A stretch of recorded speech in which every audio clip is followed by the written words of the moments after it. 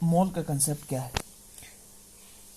मोल का कंसेप्ट ये एक ऐसा कंसेप्ट है कि इसके बारे में आपसे अगर आप मैट्रिक लेवल तक हैं तो आपसे तब भी पूछा जाता है। अगर आप एफएससी लेवल में हैं तो तब भी आपसे पूछा जाता है, यानी कि आप अगर हायर एजुकेशन क्लासेस में जाते हैं, यानी कि आप 11th और 12th में ओ या ए लेवल में जाते हैं तो वहाँ पे पूछा जाता है। और अगर आपके हायर लेवल में यानी बीएससी प्रोग्राम में आप कहीं केमिस्ट्री के अंदर सब्जेक्ट के अंदर स्टडी करने जाते हैं तो ये कुछ बुनियादी कंसेप्ट होते हैं, जो बुनियादी बातें होती हैं वो आपको जिस तरह हम इनको कह सकते हैं कि ये हमारे पास यूनिवर्सल ट्रुथ है, तो उनके बारे में भी इनमें डिस्कस किया जाता है। जो सबसे बड़ा बुनियादी सवाल मोल के बारे में पूछा जाता है वो कहा जाता है कि इसको आप डिफाइन करें। तो मोल को डिफाइन आप लोग कैसे करेंगे? The gram atomic mass,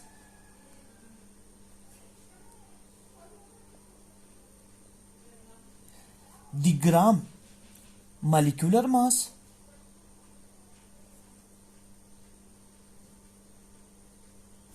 the gram formula mass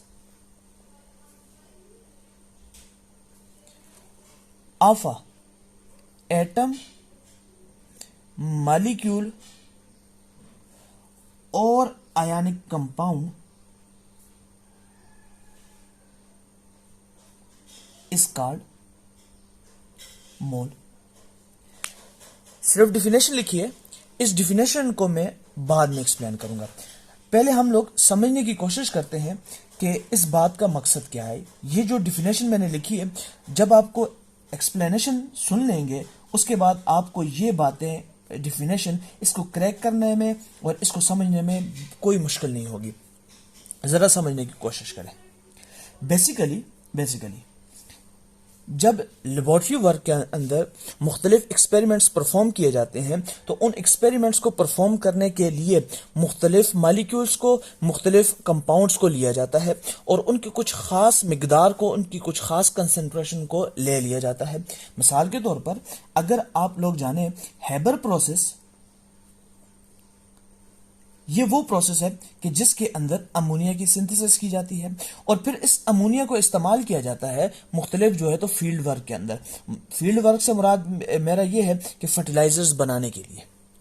अब बेसिकली इसके अंदर एक खास अमाउंट ऑफ नाइट्रोजन गैस को इन्वॉल्व किया जाता है, साथ में कुछ खास अमाउंट ऑफ हाइड्रोजन गैस को इन्वॉल्व किया जाता है। और चूंकि ये एक रिवर्सिबल रिएक्शन है तो इससे बेसिकली क्या प्रोड्यूस किया जाता है? 2 मॉलिक्यूल ऑफ अमोनिया को प्रोड्यूस किया जाता है और इसको मुख्तलिफ फंक्शंस के लिए इस्तेमाल किया जाता है। अब जरा समझिए, लेबॉर्ट्री में जो एक्सपेरिमेंट परफॉर्म किए जाते हैं उसमें एक खास मिकदार या खास कंसंट्रेशन ली जाती है किसी भी कंपाउंड की, किसी भी मॉलिक्यूल की। अब हम ये कैसे डिफाइन करेंगे कि मैंने किसी मॉलिक्यूल की या किसी भी कंपाउंड की कितनी कंसंट्रेशन लेनी है? उसके लिए एक सादा सा कंसेप्ट मोल डिफाइन करता है। मोल बेसिकली कहता क्या है? मान लीजिए मेरे पास एक पैकेट है, इस पैकेट के अंदर एक खास मास है और वो मास कुछ भी हो सकता है। वो मास मेरे पास 23 ग्राम भी हो सकता है, वो मास मेरे पास 40 ग्राम भी हो सकता है और वो मास मेरे पास 1 ग्राम भी हो सकता है। वो मास कुछ भी हो, एक्स वाई जेड कोई भी मास हो। मोल ने यह कहा कि आपके पास कोई भी एटम हो, कोई भी मॉलिक्यूल हो, कोई भी आपके पास कंपाउंड हो, उस कंपाउंड का कोई भी मास है वो बेसिकली कंसिडर किया जाएगा 1 मोल ही। इसका मतलब क्या? इसका मतलब ये है इस पैकेट का नाम 1 मोल है और इस पैकेट के अंदर एक मास है और वो मास की वैल्यू वेरी करती रहती है। किसके मुताबिक? वो एटम के मुताबिक, वो मॉलिक्यूल के मुताबिक, वो आयनिक कंपाउंड के मुताबिक वेरी करती रहती है। अब इसको समझने की जरूरत है। कैसे? मान लीजिए मेरे पास हाइड्रोजन का एटम है। अब हाइड्रोजन का जो एटॉमिक नंबर है वो है 1 और उसका जो मास नंबर है वो भी है मेरे पास 1। अब मोल के कंसेप्ट को समझने के लिए आपने क्या करना है? आपने इस मास नंबर के साथ, चूंकि ये एक एटम है, इस एटम के मास नंबर के साथ आपने लगा लेना है ग्राम। जैसे ही आप इसके साथ लगा लोगे ग्राम, तो अब ये बेसिकली ये जो मिकदार है, इस मिकदार का नाम 1 मोल बन जाएगा। यानी मेरे पास एक पैकेट है और उस पैकेट का नाम 1 मोल है। अब हाइड्रोजन के केस में उस पैकेट के अंदर मिकदार कितना है, मास कितना है, तो वो होगा 1 ग्राम। इसको 1 मोल कह दिया जाएगा। अगर मेरे पास हाइड्रोजन का मॉलिक्यूल है, अब हाइड्रोजन के मॉलिक्यूल के अंदर मेरे पास आ जाएगा 2 ग्राम। कैसे? हाइड्रोजन के एक एटम का 1 ग्राम है, तो 2 एटम के साथ मल्टीप्लाई करोगे तो 2 एटम का मेरे पास मास नंबर बन जाएगा 2, जिसके आगे मैं लगा लूंगा ग्राम। अब इसका मतलब क्या, मेरे पास वही एक पैकेट है जिस पैकेट का नाम 1 मोल है, लेकिन in case of hydrogen gas अब इस 1 मोल के अंदर जो मास मौजूद है वो है 2 ग्राम। लिहाजा ये बात याद रखनी है कि मोल बेसिकली मजमूई तौर पर एक यूनिवर्सल नाम दिया गया है कि 1 मोल बेसिकली किसी भी एटम, मॉलिक्यूल और आयनिक कंपाउंड का जो मास नंबर है, अगर हम उसके मास नंबर को ग्राम के अंदर एक्सप्रेस कर दें तो वो बेसिकली मोल बन जाता है। यानी अगर मैं वाटर का लिख लूं तो वाटर का मेरे पास जो मास नंबर का सम बनेगा वो बनेगा, यानी कि हाइड्रोजन का 2 है और ऑक्सीजन का 16 है, इसके मास नंबर का अगर आप करोगे तो सम बनेगा 18। अब इस 18 के साथ आपको यूनिट लगा लो ग्राम। अब ये 18 ग्राम बेसिकली किसको रिप्रेजेंट करता है, ये एक वाटर मॉलिक्यूल के मास नंबर को जब वो एक्सप्रेस किया जाए ग्राम में उसको रिप्रेजेंट किया जाता है, और इसको आप लोग लिख लोगे 1 मोल। यानी अगर आपके पास कोई बेसिक कंपाउंड है और उस बेसिक कंपाउंड के मास नंबर, एटम के जो मास नंबर है, अगर आप उस मास नंबर के आगे ग्राम लिख के उसको टोटल एक्सप्रेस कर दोगे तो वो आपके पास मोल का कंसेप्ट कहलाएगा। यानी कि अब आगे मजीद ये एग्जांपल्स हैं जो फिर बाद में इस चीज को मजीद आपके सामने इजीली एक्सप्लेन करेंगे। मैं इसमें मजीद थोड़ी सी कुछ एक्सप्लेनेशन डाल रहा हूं। मिसाल के तौर पर मेरे पास है NaCl, ये मेरे पास एक आयनिक कंपाउंड है, साल्ट है बेसिकली। अब सोडियम का जो मेरे पास मास नंबर है, सोडियम का मास नंबर है मेरे पास 23। तो सबसे पहला स्टेप आपने ये करना है, जो पहला स्टेप साथ साथ लिख रहा हूं, पहला स्टेप आपने मास नंबर डिटेक्ट करना है। अब मास नंबर आपने सोडियम का भी देख लिया, क्लोरीन का तकरीबन है 37.5, तो 37 आप अज्यूम कर लो। अब पहला स्टेप आपने दोनों, किसी मॉलिक्यूल, किसी आयनिक कंपाउंड, किसी एटम का मास नंबर डिटेक्ट कर लिया। दूसरा स्टेप यह है कि अगर तो वो सिंगल एटम है तो उसके मास नंबर के साथ इजीली ग्राम लगा लो, लेकिन अगर आपके पास वो मल्टीपल एटम है तो उनके मास नंबर को आप सम कर लो। अब मास नंबर को, यानी 23 में अगर आप 37 को प्लस कर लो, तो मैं अब अगर इनको ये देख लो 30 और 20, ये तकरीबन राउंड अबाउट में अगर कर लो तो ये मेरे पास बनते हैं जी 60। अब 60 इन दोनों के मास नंबर का सम है।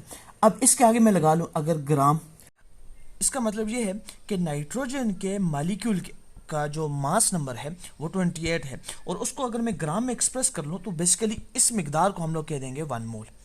अब यहां पे अब आ जाए बुनियादी डिफिनेशन की तरफ। मैं किसी एटम के मास को, यानी मास नंबर को ग्राम में एक्सप्रेस कर दूं, मैं किसी मॉलिक्यूल के मॉलिक्यूलर मास को ग्राम के अंदर एक्सप्रेस कर दूं, और मैं किसी फार्मूला यूनिट के मास को ग्राम में एक्सप्रेस कर दूं, और जब मैं उसको ग्राम में एक्सप्रेस करूंगा तो वो जो मेरे पास वैल्यू आएगी वो वैल्यू मेरे पास कहलाएगी 1 मोल।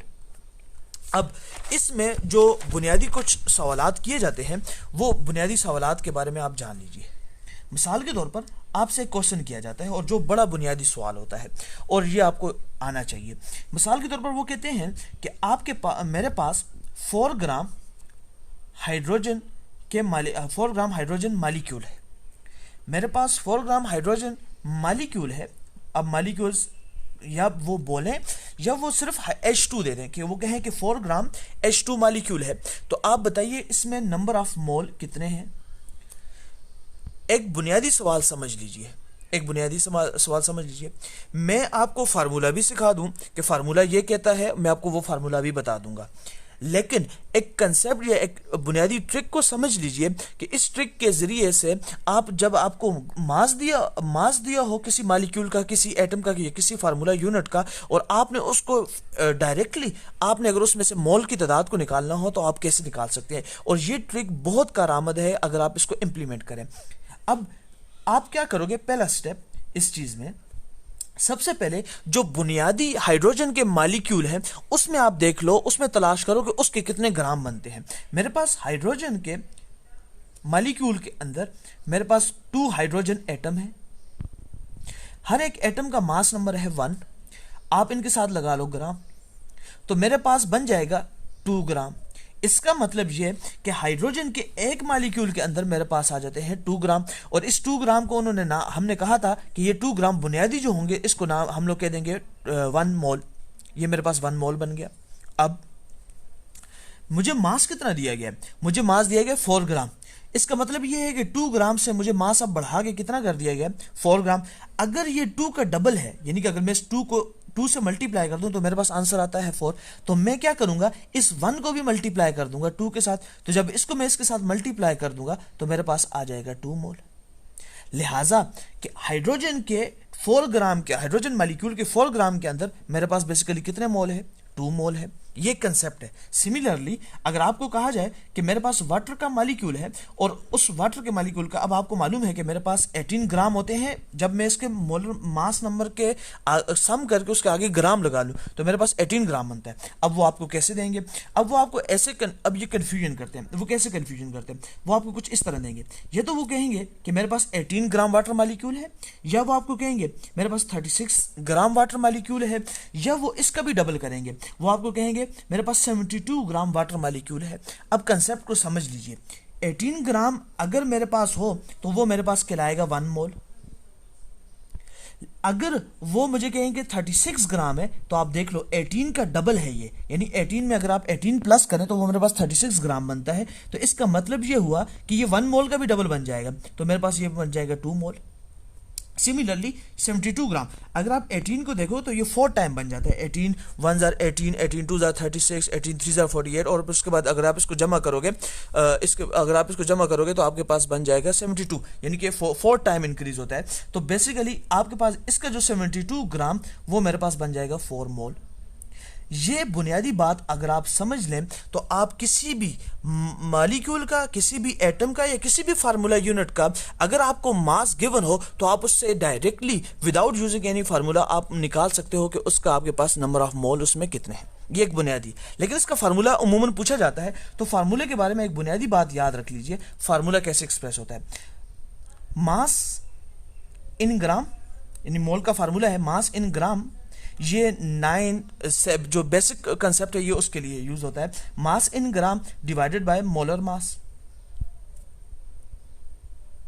अब अगर आपने मालूम करना है नंबर ऑफ मोल कितने हैं तो आपको मास इन ग्राम दिया हो, जैसे यहाँ पे 18 ग्राम दिया होगा, 36 ग्राम दिया होगा, 72 ग्राम। और मोलर मास क्या होता है बेसिकली ये सीख लें। मोलर मास का मतलब ये है कि अगर आपके पास 1 मोल कोई कंपाउंड हो, कोई मॉलिक्यूल हो, या आपके पास कोई एटम हो, तो उसके 1 मोल कंपाउंड, मॉलिक्यूल या एटम का मास कितना है, यानी आपने वही कंसेप्ट है कि आपने उसके मास नंबर को ग्राम में एक्सप्रेस कर देना, वही उसका मोलर मास कहलाएगा। यानी एग्जांपल में मेरे पास H2O का मेरे पास मोलर मास बनेगा वो 18 ग्राम। कैसे? कि मैंने उसके मास नंबर 2, इसका ऑक्सीजन का जो मास नंबर है वो है 16, इन दोनों को जमा किया तो मेरे पास आंसर आ गया 18, और उसके साथ मैंने लगा लिया ग्राम। यही इसका मोलर मास है। यानी मेरे पास अगर 1 मोल वाटर मॉलिक्यूल हो, उस 1 मोल वाटर मॉलिक्यूल के अंदर उसका जो मास होगा वो मेरे पास मास कितना होगा? 18 ग्राम होगा। और इसी फार्मूले के जरिए आप इसको इस्तेमाल करके आप बेसिकली मालूम कर सकते हैं नंबर ऑफ मोल। लेकिन फार्मूले को आपको पता होना चाहिए कि कुछ थ्योरेटिकल मैथमेटिकल ग्राउंड्स के अंदर फार्मूले को वेरिएशन दी जाती है। कैसे? मिसाल के तौर पर अगर आपने मोलर मास मालूम करना हो तो मोलर मास मालूम करने के लिए आप क्या कर सकते हो? मोलर मास के लिए आप क्या कर सकते हो कि mass in gram divided by number of mole, ये भी आप कर सकते हो। या आपने मालूम करना है मास इन ग्राम, तो मास इन ग्राम के लिए आप क्या कर सकते हो? आप मोलर मास को, mm का मतलब मोलर मास, और इसको आप मल्टीप्लाई कर दो नंबर ऑफ मोल के साथ। तो ये 3 फार्मूले आप यूज करके जो सिंपल जो नंबर ऑफ मोल्स का कंसेप्ट है या जो इसका कंसेप्ट है आप उसको इस्तेमाल कर सकते हो। होप सो आपको ये वीडियो पसंद आई होगी, आपके कुछ बुनियादी जो कंसेप्ट्स हैं वो क्लियर हुए होंगे। अगर आपके कोई क्यूरीज हैं बिल्कुल आप पूछ सकते हैं, आप कमेंट्स सेक्शन में आप अपने जो सवालात हैं उनको आप लिखिए। और अगर आपका कोई ऐसा आपको लगता है कि ये वीडियो आपको पसंद आई है तो आप ज़रूर अपने दोस्तों के साथ, अपने फ्रेंड्स एंड फैमिलीज़ के साथ शेयर कीजिए। Thank you so much.